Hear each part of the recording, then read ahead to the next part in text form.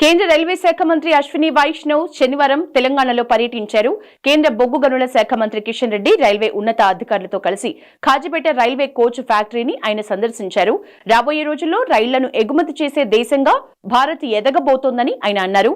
హన్మకొండ జిల్లా కాజీపేటలోని railway coach ఫ్యాక్టరీలో ఇంజిన్లు, బోగీలు, metro రైళ్లు తయారవుతాయని, ఇది దేశానికి తలమానికం కావటం ఖాయమని అన్నారు.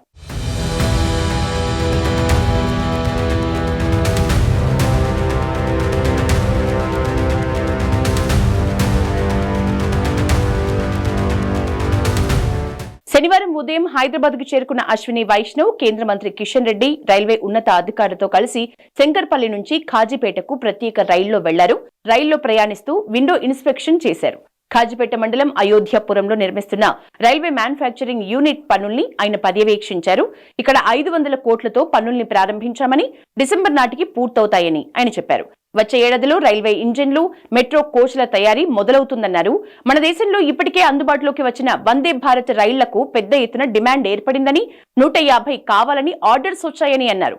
కిషన్ రెడ్డి మాట్లాడుతూ Kazipet railway coach factory demand 40 ఏళ్ల నుంచి ఉందని, మాజీ ప్రధాని పివి నరసింహారావు కూడా ప్రయత్నాలు చేశారని గుర్తు చేశారు. మోదీ ప్రధాని అయ్యాక ఆ కోరిక నెరవేరిందన్నారు.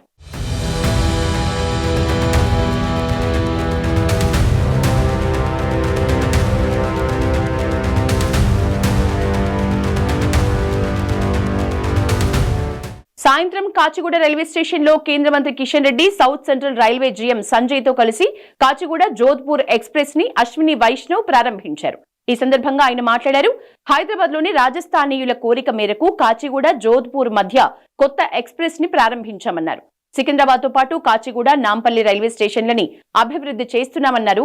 అనంతరం బీజేపీ రాష్ట్ర అధ్యక్షుడు రామచంద్రరావు, సీఎల్పీ నేత ఏలేటి మహేశ్వర్ రెడ్డి, ఎమ్మెల్యేలు పైడి రాకేష్ రెడ్డి, పాల్వాయి హరీష్ బాబు, teachers MLC Malka Komaraiah railway మంత్రితో సమావేశమై పలు విజ్ఞప్తులు చేశారు.